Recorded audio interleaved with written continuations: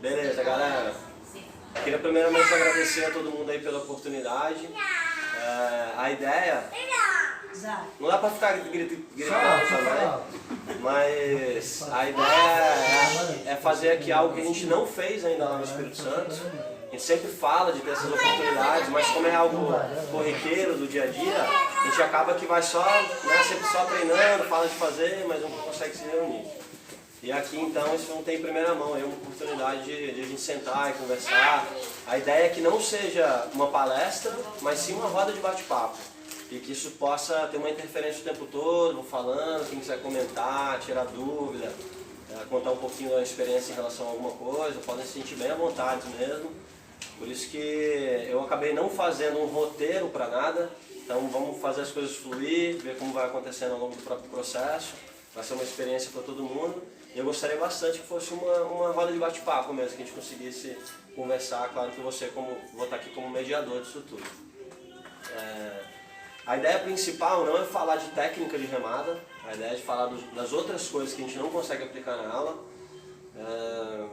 A gente passou essas últimas semanas, da semana passada para cá, focando bem em técnica de remada, não fizemos nenhum treino de força, nada do tipo, então passamos por uma experiência assim juntos, né, de descobrir junto, deixamos bem claro que não existe correto, não existe errado, não existe certo. Não existe algo constante ou que chegou num ponto, é sempre uma evolução em relação à técnica de remada, em relação a como o nosso corpo se comporta. Existe uma especificidade de cada um, de cada corpo, no condicionamento de cada um. Então, até o que eu vou falar em relação à saúde, em relação a treinamento, a performance, a eficiência, é uma experiência que eu tive comigo mesmo e que cada um vai ter um pouquinho diferente. Gostaria até de escutar um pouquinho da ideia de cada um. Então, primeiramente eu queria abrir assim, se alguém tem alguma dúvida, pessoal da equipe, assim, em relação à técnica de remada, algo que não foi passado, a gente não vai ter uma chance de ter um treino de novo. E se alguém tiver alguma dúvida em relação a isso, quiser comentar alguma coisa, quiser abrir um parênteses ou falar qualquer coisa. Para mim foi fundamental e agradeço demais, justamente ouvi vários comentários de chegados que nosso grupo precisava técnica, né? Que estavam muito no treino físico, mas que técnica, e realmente veio na cerejinha do bolo, sou muito grato. Pena não participei de todos, mas o que participei foi bem bacana e acho que isso aí é bagaçado, vai junto, né? Temos que aprimorar isso porque técnica faz a diferença, né? Muito grato aí pela presença e pela todo esse conhecimento que trouxe e super aberto a ouvir tudo que você tem para dizer agora. Grato, legal, mesmo. Eu queria começar com uma pergunta então. Quando eu tenho falado assim com a galera que hoje em dia, a gente antigamente separava muito a havaiana da taitiana. E meio que sensos comuns de que a havaiana é a mais alongada, a taitiana é mais em pé girando, isso foi mudando e esse conceito foi quase que hoje em dia se fundindo uma técnica com a outra, né? E uma das experiências que a gente fez, que eu fiz com o treino da equipe lá em Vitória, e eu fiz uma que você fez o 7, você me corrigiu, eu estava achando que eu estava fazendo um remado alongado e de repente você pegou e me alongou mais e falou, esse é o padrão. Eu falei, sempre é o padrão. E isso para fazer um comentário disso, né? O grau de alongamento, quanto que a gente acha, ganha de amplitude para achar o catch. Até que ponto que isso vale a pena estender para achar o catch. E assim, fazer junto, sim, uma pergunta composta, uma coisa que me ficou com dúvida quando você falou, que o taitiano praticamente a diferença era o modo de recuperação. Então você faz uma remada alongada, acha o catch na frente, recupera a postura fazendo a força e trazendo a alavanca da torção, mas na recuperação saca o remo para cima, tipo assim, saca primeiro o braço e depois a extensão do movimento. Decompor a recuperação em mais ou menos 2 movimentos. Primeiro a extensão do braço para depois cair para frente. Não fazer esse movimento junto, né? Tirar da água e já entrar alongando. Então, a gente comentou um pouco sobre isso nas aulas e eu falei até de um estudo recente que um americano fez em cima de como a técnica taitiana evoluiu nos últimos 40 anos. Que não foi algo milenar de uma técnica taitiana, foi da década de 60 para frente que eles começaram a incorporar as técnicas dos diferentes países. Que eu ia, por exemplo, correr a Molokai ou correr a as provas mundiais de sprint, ou seja o que for. E aí, dentro desse estudo, o cara explicava que a técnica não veio milenarmente e sim o taitiano conseguia estar aberto o suficiente para absorver a técnica da Austrália, a técnica do havaiano. Então, cada ano, ele decompõe bem isso no estudo, a cada ano ele chegava na Molokai e um ano a Austrália ganhou, foi uma vez só. O que a Austrália está fazendo diferente? Aí uma vez umas meninas da Califórnia ganharam. Eles, o que essas californianas estão fazendo diferente? E aí eles foram passando, ó, o tempo na água é 2 e fora d'água 1. Aí no ano seguinte o taitiano veio com um dentro e um fora. Aí no ano seguinte ao contrário, 1 dentro d'água, 2 fora. E eles foram se modificando até a gente chegar no padrão que a gente tem hoje de remada. Que nos últimos 3 anos para cá, com a internet e com a vinda dos taitianos da clínica, a gente chegou no padrão que eles estão utilizando no Taiti hoje, para essas técnicas mundiais. Então isso vem se modificando bastante. E aí, especificando para a pergunta, o alongamento do tronco não é feito para você ganhar amplitude para frente, e sim para você fazer o catch e pesar o seu tronco na água. Então se você recupera o seu corpo em pé, sem movimentar, e posiciona o remo na frente, você não tem que se alongar para ganhar amplitude para frente. Você tem que, compacto onde você está, não buscar amplitude, e sim eficiência. Para você fazer essa eficiência, o alongamento do tronco vem para fazer a força, e não para chegar para frente. Porque quando você se prolonga para frente para fazer a extensão do tronco, a única opção que você tem é voltar. Então se você está em pé, longe da água, o alongamento é para pesar em cima da remada, fazer essa força, recuperar de novo, posicionar e pesar para baixo, e não se alongar para frente. Então essa amplitude de movimento que você vai fazer para frente, ele vai depender do objetivo que você quer naquele momento. Então se você quiser manter uma remada compacta, você vai balançar pouco esse movimento. Se você quiser realmente, a canoa está parada, travou, se você quiser muita profundidade, você vai entrar mais na água. Mas esse movimento não é para frente, ele é só eficiente nesse ponto onde você está. Existe um alongamento, mas para pesar na água e não para ganhar amplitude para frente. Essa é mais ou menos a ideia. O próprio alongamento, ele funciona como catch. Então se você está longe da água, você posicionou perto da água, né, o remo obviamente, mas em pé, sua postura está longe da água. O próprio alongamento vai fazer o catch. Se você se prolongar para frente sem fazer o catch, você vai ter que abaixar com o ombro para encaixar o remo na água. Você se mantém aqui, o próprio alongamento vai fazer o catch e vai continuar para fazer a força. Então a ideia da extensão do tronco é para fazer a força e não para se prolongar para frente. E o taitiano falava muito isso, que o havaiano buscava amplitude, pensava em amplitude, pensava em quanto se alongar, quanto passar dentro da água. O havaiano pensa, o taitiano, perdão, pensa em como ser eficiente, como se manter compacto e que essa extensão do tronco faça força dentro da água e não se prolongue para frente. Essa ideia é um pouco difícil de entender na teoria, mas na prática daria para mostrar melhor. Que isso era, a gente quando falava dessas variações taitiana e havaiana, mais ou menos o conceito voltou nessa ideia de que dessa rotação em pé e fazer a alavanca de força, é o encaixa, empurra e não o stick puxa, né? O stick puxa é mais o clássico havaiano, o stick puxa, você acha a amplitude, encaixa e puxa. E o encaixe empurra, né? Tipo assim, o encaixe empurra, você fazer esse catch empurrando e girando. Só que antes a gente falava muito dele ser um giro. De ser um giro. Que essa alavanca ser através do giro. Quando a gente fala dessa alavanca ter um giro, e você pode, isso a gente comentou nas aulas aí, de a gente conseguir recuperar o braço, e às vezes o taitiano faz esse peso com pêndulo sem giro, e às vezes ele faz com giro. O giro serve para você aumentar a amplitude, não para que você aumenta a força. Tem um torque do movimento, mas ele não serve para ficar em pé e alavancar esse movimento, senão o remo só trabalha alavancando.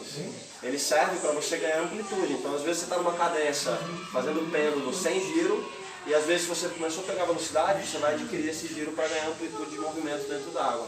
Você pode cancelar ele para fazer movimento e pode adquirir ele para ganhar amplitude de movimento. Ele não serve para você ficar girando e alavancando a remada, sim para você ganhar amplitude de movimento. Beleza? Abaixa um pouquinho. Ó. Será que eu teria como abrir essa janela? Assim, tá meio quente, não tá não?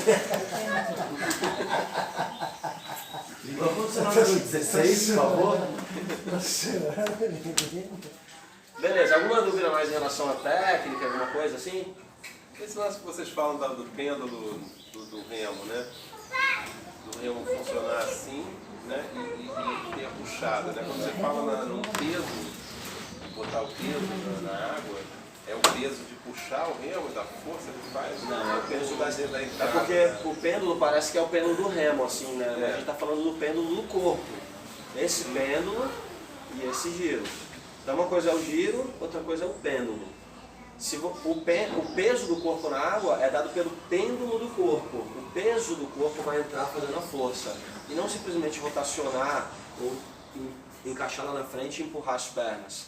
É o peso do corpo fazendo o movimento em cima. Então seu braço está esticado, se seu corpo pesa para baixo, automaticamente essa remada vai pesar em cima do movimento. Mas aí isso está implícito a força que você faz de puxar. Então, é isso que a gente está São dois decompondo. movimentos diferentes. Você pode fazer essa extensão, esse pêndulo aí. A gente divide classicamente assim, o havaiano tem essa remada que ele vai lá na frente, o cara deita o peito no joelho, como ele falou, você só tem a opção de puxar. Você Aí, acha o catch lá na frente, ó, Puxa com o Empurra, braço. começa, aí você empurra puxa o braço, fazendo a força. E isso assim, era uma coisa que a gente usava até de forma pedagógica, né? Pra gente decompor na cabeça, e na prática é uma coisa meio que junta, mas a gente dividir isso dentro da cabeça, o taitiano você vai achar o apoio e aí pesar, é o contrário, né? Um você alonga e puxa, o outro você encaixa e empurra. Você encaixa e vai usar o peso do corpo para achar esse catch para fazer a alavanca de força. Pra puxar. O peso do corpo projetando para baixo e para frente, e o outro você vai usar a extensão do corpo para um movimento de voltar para a posição anatômica, fazer a remada puxando e não fazer a remada só empurrando. Na havaiana, você sente muito menos o efeito da mão de cima. A havaiana é clássico pedagógico, né? Então assim, se você deita lá na frente, essa mão de cima praticamente eu anulo. Eu neutralizo ela e ela só é uma estabilizadora da puxada com a mão de baixo. A mão de baixo. Quando eu coloco o giro e acho o catch e consigo usar o peso do corpo, aí a mão de cima talvez ou fica 50%, ou às vezes até mais. Estava comentando com a Aninha que eu quebrei o remo na primeiro palmo da empunhadura, não lá embaixo, que seria normal você quebrar um remo próximo da pá. E eu quebrei um remo próximo da empunhadura. Então você a alavanca de força, onde estava no cabo do remo? Estava lá em cima. Não estava lá embaixo na puxada, né? Estava na empurrada da mão de cima. Mais um, né? Mais alguma coisa? Não? Nome? Pedro? É porque hoje foi bom, a gente fez uma aula que a gente fez as duas técnicas separadas. Sim, e deu pra sim. perceber melhor o que estava acontecendo com a gente. Aí na hora que a gente foi pegar pra poder fazer a que a gente deve fazer, bom, a gente botou tudo. Cara, tipo assim, se você já for sair desse assunto da técnica, só uma coisa também que você teve mais contato com esse camarada lá, o taitiano, e na época do Gil estava aí, que os caras também dividem essa remada numa remada alongada de força, uma de frente rápida e uma de força, uma de giro e rápida e uma alongada de manutenção, né, mais ou menos. Como é que funciona aquele 1, 2, remada 3, remada funciona? Bom, Recompunha, né? isso foi uma didática que um taitiano, que chama Mana Terriva, veio para o Brasil, passou no Brasil inteiro, modificou bastante. Ele criou uma didática de marchas. Então ele falava, ó, marcha 1, marcha 2, marcha 3, marcha 4. A didática dele se consistia em você ter uma marcha 1, que é uma marcha pesada, é uma remada de força tendendo a você manter o mais compacto possível, então você não se alonga nem para frente e nem para trás, é você se manter o mais compacto possível, o remo entra perto do pé aqui, ó, não se alonga para frente, ele entra aqui perto, sua mão abaixa bastante para você ter mais firmeza na mão, porque é uma remada de força, mais perto da pá, estabiliza melhor, e você só pesa o corpo para baixo, então é uma remada curta porque pesa, volta, é uma remada como se fosse uma marcha, tem esse sistema, né? É uma marcha curta, ele tem um movimento curto. Você consegue chegar numa alta rotação com isso, uma alta velocidade. Então se um barco bater ou para fazer uma largada, eles sempre tendem a sair nessa marcha 1. Que é uma marcha só pesando o corpo para baixo. E aí quando eles dizem, não vale a pena falar da 2, porque vai confundir um pouco a cabeça assim, é algo bem complexo, é para largada principalmente. Sai da marcha 1, que é uma marcha compacta, você cai direto na marcha 4. Que é uma marcha de máximo, que é essa de manutenção, né? Que é outpare. É você conseguir recuperar o braço, manter confortável, pesar o corpo, deixar passar bem, recuperar, aquele com giro também. Seria uma marcha 4 de manutenção. E aí você quer adquirir velocidade? Eu com a equipe troquei, depois posso falar assim pessoalmente sobre como funciona a troca, o comando de troca do Itaitiano para fazer força, para cair nessa marcha 3 e aí voltar para 4. Então essa era a tendência, o UTP, a marcha 3, você ganha velocidade de novo e cai na 4. E aí quer adquirir velocidade, puxa para 3, que é frente, frente, frente, frente, frente, cai na 4 de novo. Essa é a tendência. Então se o barco parou, bateu, você compacta o movimento, só pesa o corpo, ganha velocidade de novo e cai sempre na 4, sempre tendendo na 4, passa bem, tanto para frente quanto para trás. Quer adquirir velocidade como estratégia, e aí cai na 3, ganha velocidade, velocidade, velocidade, velocidade, volta para 4. Sempre.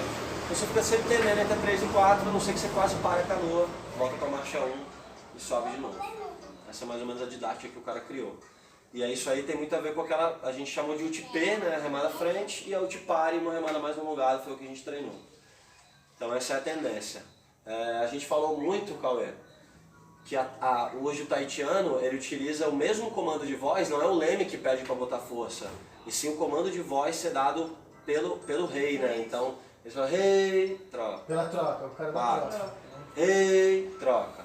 E aí quer subir a marcha, rei, tum, tum, tum, tum, tum, rei, tum, tum, tum, rei. E assim vai. Que é uma coisa que a gente estava falando, como o cara é motor, são os bancos motores, os bancos centrais, que é o que sente mais a variação e o embalo da canoa, sentiu que está caindo, ele não está conseguindo, ou que a frequência aumentou muito, então, pô, alonga, ei, alonga, ei, quem vai chamar isso vai ser o 3. Sim. Ou se tipo assim também, viu que está caindo muito, que não estão sustentando, rei, para tentar dar uma chamada. E o leme pode pedir isso, né? Pede para subir na próxima troca. Sim. E assim vai. Ou ele mesmo dá o comando, dá um rei, você dá um rei no final. A canoa tem que responder aquele rei também, de quem está olhando lá atrás. Essa é mais ou menos a ideia, mas a gente fez uns treinos legais, né? A galera pegou os dois aqui no banco e tal. Paraju. Mas beleza. Interessante que você colocou também disso, também da leitura da água também, né? Porque justamente isso aí, ó, independente de poder bater com alguma coisa, é a leitura de quando você está fluindo mais na água, está tipo assim, decolando e quando você se afunda mais.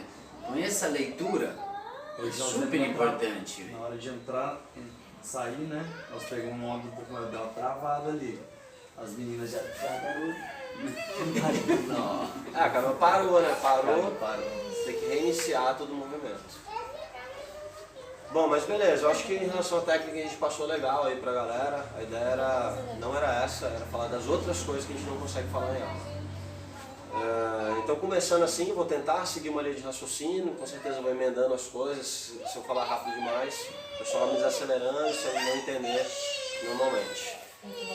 Se você entrou agora no vídeo aí, não esquece de clicar no sininho, a gente está falando de saúde de forma geral. O link está aqui embaixo. Dá um like.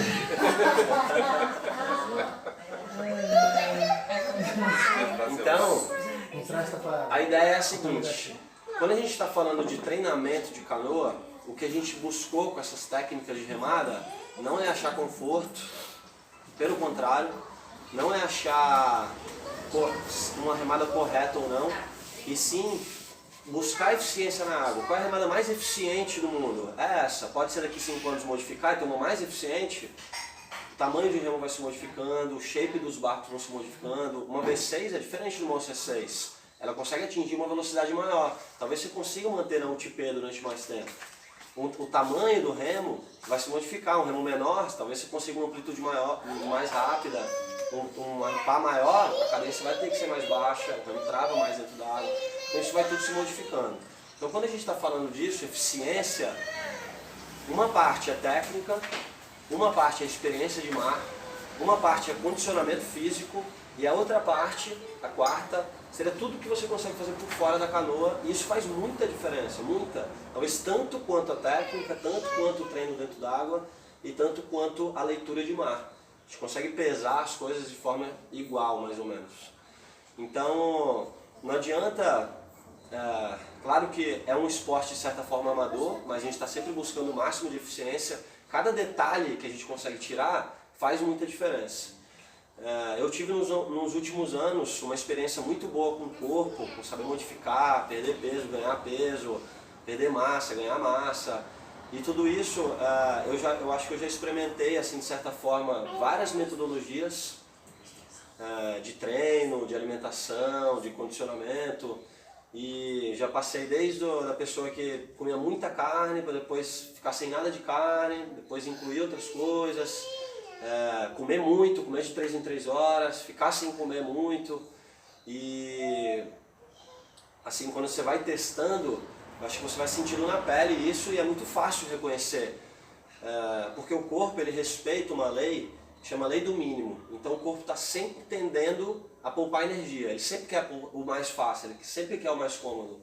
Você conseguir tirar isso da zona de conforto, eu acho que é o grande segredo. Se a gente conseguir entender os mecanismos para fazer nosso corpo ser mais eficiente, a gente consegue trabalhar isso de forma muito mais fácil. Então, se a gente fosse dividir nosso cérebro, que comanda o nosso corpo, e a gente de forma errada separa do nosso corpo, a gente fala que é corpo, mente é mente. A mente faz parte do corpo. Então está tudo sempre interligado de certa forma. Existem 3 mentes, né, que controlam o nosso corpo. Um é o cérebro reptiliano, que é o mais básico, pensa só em fugir e em se reproduzir. E sobreviver, né, de forma geral sobreviver. Então ele vai se reproduzir, ele vai se alimentar para sobreviver e ele vai fugir se for preciso. O outro é o cérebro límbico, que está no meio, evoluiu depois para isso, controla o nosso querer, né? A gente quer fazer isso, quer fazer aquilo. E o neocórtex é o último cérebro mais desenvolvido, mais recente, que é o único cérebro no mundo, os primatas mais evoluídos de nós, que conseguem controlar esses outros cérebros. Então, através de mecanismos que a gente diz não naturais, a gente consegue transformar esse cérebro reptiliano. Ele só pensa em coisas básicas, sobreviver, comer, né, crescer, ficar forte, esse tipo de coisa assim. Então, antigamente, a gente sempre tendia a estar fazendo força. Tudo que a gente fazia, pegar uma pedra, levantava, construir a casa, estava sempre se movimentando. Hoje, como a gente não faz isso, está sentado aqui, estamos conversando, estamos sentados, estamos desativando tudo que a gente ativou. Se a gente não está utilizando, respeitando aquela lei do mínimo, que é se poupar, o corpo tende a atrofiar. Então, a gente tem que fazer o oposto, a gente tem que fazer sempre um mecanismo antinatural. Se a gente não faz isso naturalmente, a gente vai ter que se fortalecer por fora. Tem que estar se movimentando, nós somos seres de movimento. Então, o cérebro, como ele está sempre poupando energia, se a gente faz coisas que são antinaturais, que é estar sentado durante várias horas do dia, a gente tem que compensar isso com outras coisas antinaturais, que é compensar essa falta de movimento. Então a gente se movimenta acima do normal. Antigamente a gente não precisava ir para academia pegar peso, mas a gente precisa. Você precisa fazer algo a mais para compensar o que você faz a menos, do outro lado. Então quando você está trabalhando o ser humano, ele tem um mecanismo que chama mecanismo hormético, a hormese, que é o único ser capaz de conseguir passar da zona de saúde, você conseguir melhorar o seu corpo, conseguir passar no limite natural dele. Então naturalmente, a gente chega num estágio, a gente se desenvolve até os 10 anos, cresce muito, e aí dos 20 aos 30 a gente começa a se estabilizar, e dos 30 em diante, naturalmente, a gente começa a cair, sempre. Isso é natural do corpo. Só que, como a gente tem um controle absoluto do neocórtex, que consegue controlar o reptiliano, que controla essas funções básicas, que estão caindo ao longo do tempo, a gente consegue melhorar essa performance. Então, não necessariamente você não precisa cair. Naturalmente, você vai cair. Mas antinaturalmente, você pode evoluir. Pode estar sempre melhorando. E a gente faz isso através da hormese. Então, por exemplo, quando a gente dorme, todo dia a gente faz um mecanismo de homeostasia, que é reparação celular. Eu vou chegar na canoa, vou chegar no exercício físico no futuro, estou só passando uma teoria antes. Então, se você faz um exercício hoje, você gera um estresse no seu corpo. Se você remou, se você foi para a academia, você gerou um estresse. Se você dormiu, a homeostasia recupera esse nível para um nível normal. Então, se você tem 100%, se você caiu para 99% com esse estresse, a homeostasia vai jogar para 100% de novo. Esse é o seu nível de saúde. A hormese é antinatural. Se você continuar treinando, ela vai subir para 101%, 102%, 103%. Só existem 3 mecanismos que geram hormese no corpo, provadamente. Número 1, exercício físico, seja um aeróbico, seja sempre de alta intensidade, seja de tensão muscular, que é peso, ou seja HIIT, cardiovascular e pulmonar. Número 2, jejum, e número 3, meditação. O jejum e o exercício físico são altamente estudados já. Você consegue, através desses 2 mecanismos, todo mundo já sabe quais são os mecanismos que geram os processos horméticos, conseguem melhorar. Então, se eu hoje tenho 1 grau de força muscular e eu rompo essa fibra, a hormese no outro dia, que é o meu cérebro, o meu neocórtex, faz eu ir para a academia, mesmo sem eu ter vontade, meu corpo quer poupar energia. Meu neocórtex fala, ó, isso é necessário, você vai para a academia, você vai gerar um estresse e a hormese vai melhorar no outro dia, porque ele falou, ó, ele não aguentou o peso. Então se você aguentava 10 quilos, no outro dia você vai ter que aguentar 11. Se 11 você chega na falha, no outro dia você vai ter que aguentar 12. O corpo sempre tende a melhorar através desse processo hormético do exercício físico. O jejum faz a mesma coisa. Se você fica sem se alimentar e se alimenta depois, o corpo entende que você ficou um período de estresse e aí depois ele vai ter que melhorar aquela capacidade de absorver aquele nutriente. Ele vai ter que melhorar aquela capacidade de utilizar aquele nutriente porque ele ficou um tempo sem. Então quando ele se alimenta, ele tem que melhorar, ele tem que aumentar o nível de saúde sempre. A meditação é algo incerto ainda, mas eles já sabem que a gente consegue melhorar o nível de saúde com grau de meditação. E é o que menos cabe aqui talvez hoje, mas a gente vai pincelar depois também. Então quando a gente gera esses processos de hormese, primeiro falando do exercício físico, como falar do exercício físico, quando a gente está aplicando força na água, a tendência no nível que a gente sempre treina, então vamos especificar agora exercício físico, jejum, talvez meditação. O jejum vai envolver alimentação junto. Nós vamos pincelar esses pontos e depois a gente vai fluindo naturalmente a partir deles. Vamos falar de exercício físico então. Quando a gente está falando de exercício físico, a tendência é sempre achar que muita força é o que mais importa dentro da canoa. Mas você desenvolver o seu corpo para preparar para aguentar aquele treino é mais importante do que você chegar na água e treinar. Então antigamente a gente achava que você tinha que chegar na água e treinar, isso que importava, e depois fazer força fora da academia. É o contrário, a gente já faz muita força, então esse conceito mudou dentro da água. Nosso treino específico para o esporte já é dentro da água. Então fora da água, você pode fazer treinos para ganhar mais força, mas você tem obrigatoriamente, nesse nível que a gente treina, que fazer exercícios compensatórios a isso. Você tem que desenvolver a sua hormese em cima de movimentos que compensem o treino de força que você já faz dentro da água. Então se você faz muita força assim na canoa, você tem que fazer exercício que você faz isso, o movimento ao contrário. Se você faz muita força assim na canoa, você tem que fazer exercícios que fazem esse movimento, ao contrário. Então sempre utilizando a musculatura antagônica para fortalecer fora d'água, sempre. Então, quando a gente estava falando do glúteo, a gente trabalhou vários momentos aí, desativação de glúteo. Eu pincelei isso nas aulas também, mas o que a gente está fazendo agora aqui, ó, pressionar o glúteo, vai fazer com que o meu glúteo desative. Então, se eu engessar meu braço, para quem não estava nessas aulas, meu corpo respeitando essa lei do mínimo, vai atrofiar o meu braço. O que é isso? É um mecanismo de poupar energia, certo? Ele está sempre tendendo a poupar. Eu não estou utilizando meu braço, ele vai atrofiar. Então, se eu tiro o gesso e começo a trabalhar ele vai gerar um processo hormético que vai, ó, não aguentou esse peso nesse dia, no outro dia ele tem que estar mais forte. Não aguentou nesse dia, ele vai ter que estar mais forte. Então, se eu pressiono o meu glúteo o dia inteiro, ele é o principal hoje motivo porque a gente tem problema na lombar, porque a gente tem o diafragma desativado e assim vai. Então, a gente tem que, como eu desativo ele sentado durante o dia, eu tenho que gerar processos na academia ou em casa para compensar esse movimento. Então, eu tenho que fazer exercício de ativação de glúteo. E todos os outros exercícios compensam isso fora da academia. Obrigado.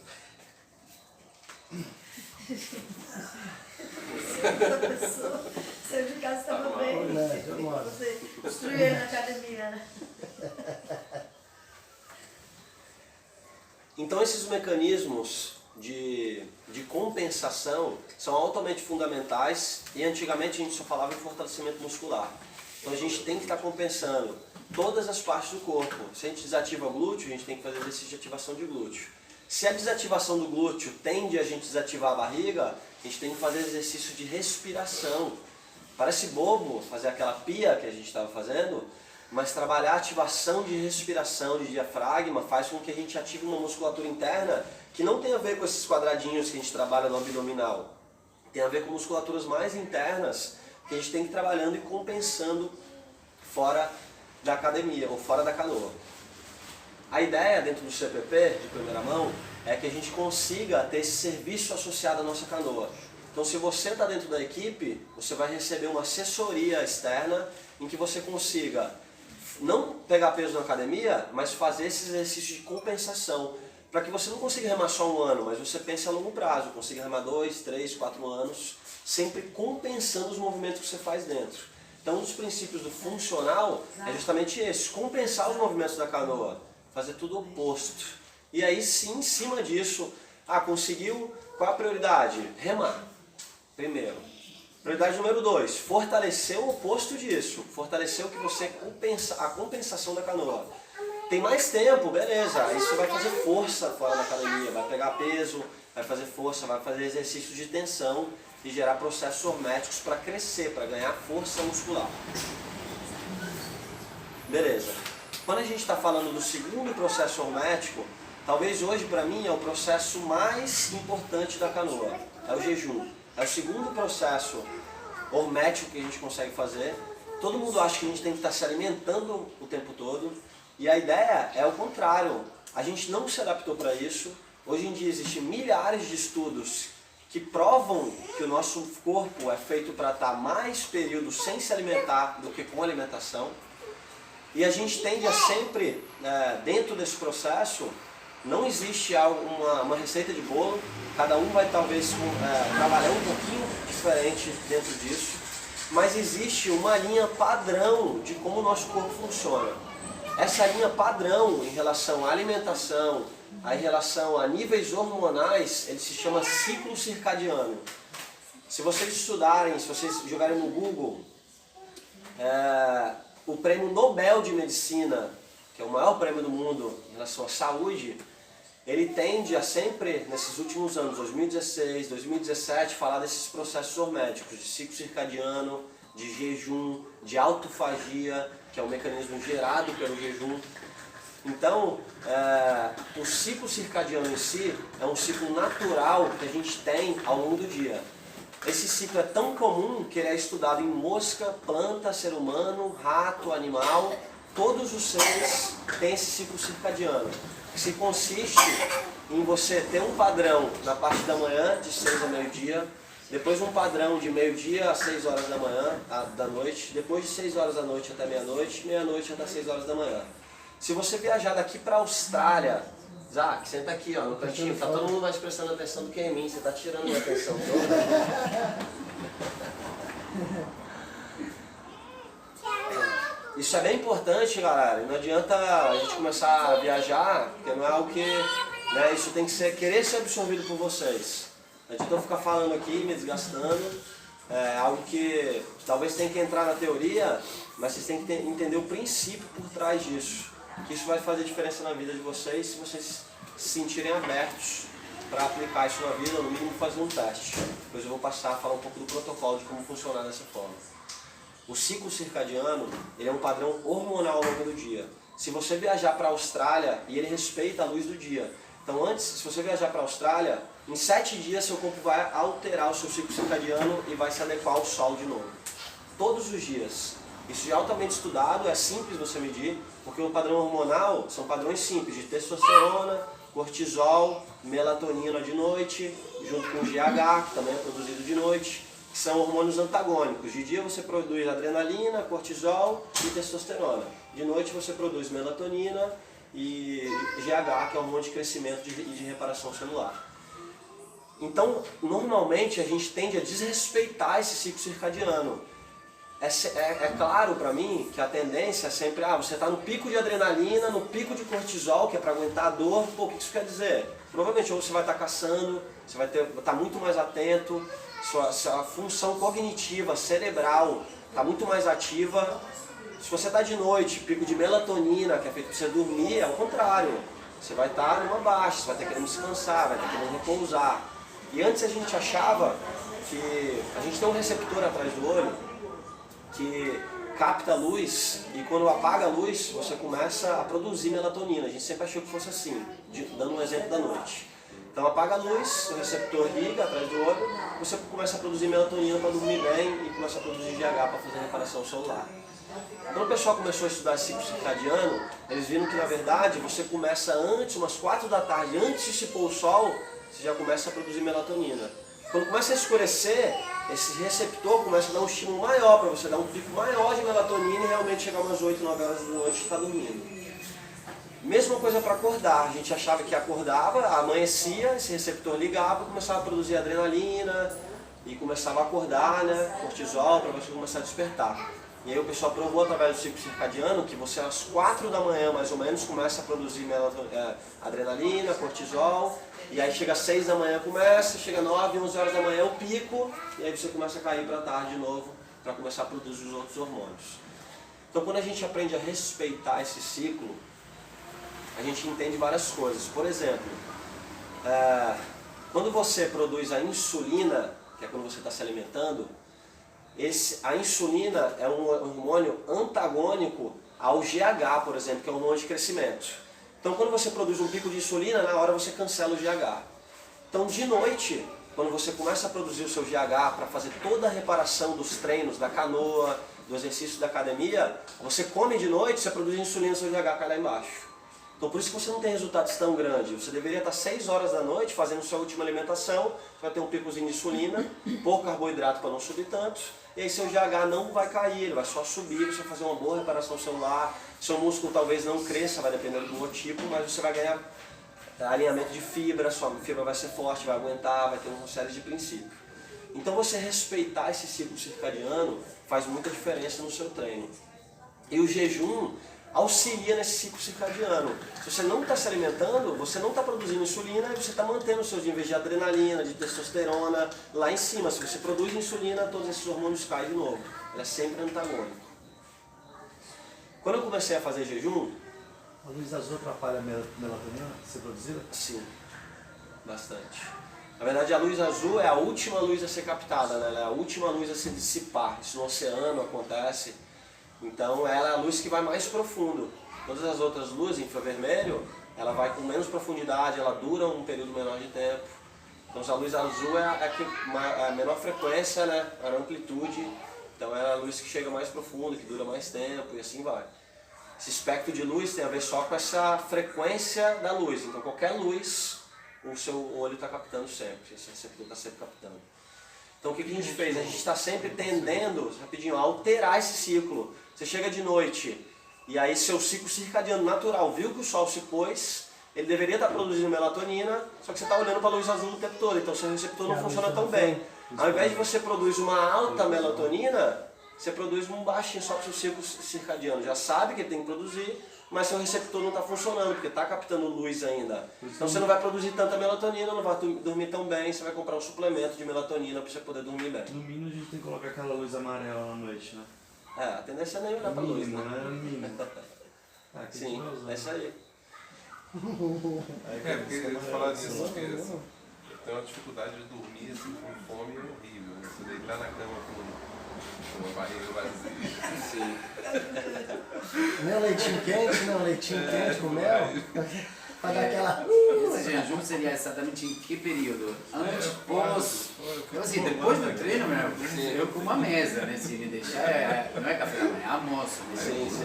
Almoço em português, aqui no almoço é um grande almoço. Sim. Eu vou entrar nesse ponto, assim, ó. Isso daí que você falou de dormir com fome, assim, com essa vontade de comer, eu já passei antes, a gente ia se alimentar, pra ele, tipo, um açaí bastava. Vou comer um açaí como janta. Eu falava, falava, Raninha, eu preciso de algo que pesa no meu estômago. Então, tipo assim, Mas o açaí não é pesado? não, pra mim tinha que ser um Salgado. arroz, feijão, Porra, farinha, aí sim.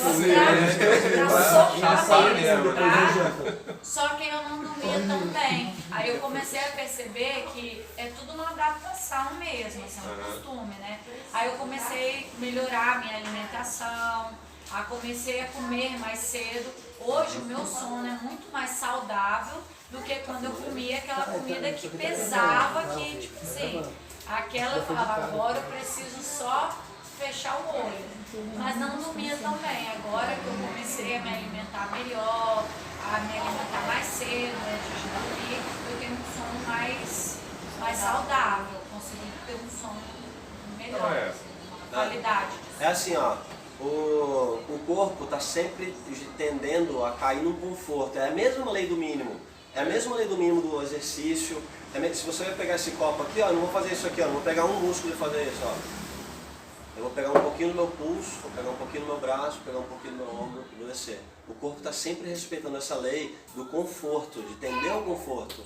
Então se você se acostumou durante 50 anos da sua vida a comer de noite, quando você parar, não só o seu corpo vai estar adaptado ao processo, como principalmente sua mente vai estar adaptada a esse processo. Então às vezes seu corpo nem precisa disso, mas sua mente precisa. Mas isso, a alimentação, se você utilizar crack durante 10 anos, quando você parar, seu corpo vai pedir a substância. Porque ele vai ter gerado um processo hormético, que é a mesma coisa, para adaptação daquela substância. Então se ela está te agredindo, no outro dia ela vai te agredir um pouquinho menos, você vai usar a mesma quantidade, no outro dia agredir um pouquinho menos, no outro dia um pouquinho, até que você vai se acostumar com aquela substância. O seu corpo melhorou a performance dele, gerou um processo hormético para aguentar aquela substância ruim. Então o processo ao contrário é igual. É sempre uma faca de dois gumes, nem sempre você ganha. Se você começa a se alimentar muito bem, só alimento sem agrotóxico, só alimento muito bom para o corpo. O meu tá gravando. Cadê o seu? Calma, paciência. Então, mesma coisa, se você faz o movimento oposto a isso, você está gerando substâncias boas no seu corpo, está muito bem regrado da comida. Se você comer um pão ou comer uma coisa muito ruim no outro dia assim, você vai passar mal. Porque ao contrário, você tirou aquele processo hormético. Se você começa a se alimentar só de coisas ruins, no começo vai passar mal, no outro dia você vai aguentar um pouquinho mais, no outro dia vai aguentar mais. Você vai se acostumar com a alimentação ruim. Seu corpo gerou uma hormese em cima daquele processo. Então é sempre uma faca de dois gumes. Às vezes você fica sensível demais por estar se alimentando muito bem, e às vezes você vai comer uma coisa ruim e aquilo te faz muito mais mal do que uma pessoa que está aguentando aquela substância todos os dias. Isso faz muita diferença. Mas entrando num processo de adaptação agora, em relação a jejum, em relação ao exercício físico. A gente tem Cadê a Doni que fez uma pergunta aí em relação a esses dias, em relação a isso? Seria bom remar em jejum? Não. Tá? Seria bom remar em jejum? É perfeito remar em jejum. Vamos entrar nisso agora. Quando a gente está fazendo, como a gente sempre entendeu, todos os nutricionistas, médicos, educadores físicos, sempre falaram que a gente precisa se alimentar de 3 em 3 horas. Isso faz muito sentido na nossa cabeça. Quem faz exercício físico, a gente precisa se alimentar para aquilo. A gente sai da canoa, é óbvio que a gente precisa se alimentar para aquilo. O corpo, ele, mesma coisa, respeitando a lei do mínimo, ele sempre tende a atrofiar as coisas que a gente não utiliza. Então no nosso corpo, a coisa mais fácil de se quebrar é a glicose. É o metabolismo glicídico da glicose. Porque ele é muito simples, ele é muito fácil. Existem carboidratos tão simples que você consegue metabolizar aqui na língua. Você produz amilase na língua, bota embaixo e você já sente a glicose aumentar um pouquinho. Depois você cai no estômago, vai ter proteína. Depois você vai lá no intestino, começa a gordura, proteína de novo e carboidrato de novo. Então a primeira coisa que a gente se alimenta é a glicose. Ela é mais fácil e mais simples para o corpo. O corpo fala, ó, a coisa mais fácil que eu tenho para fazer é absorver isso. Beleza. Por uma ordem mesmo de prioridade e de simplicidade. Nem sempre na vida o mais simples é o melhor. Normalmente é o contrário.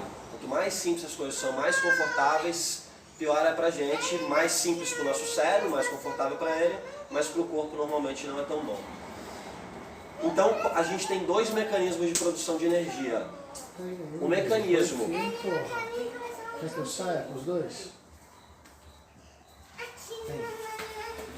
Isaac,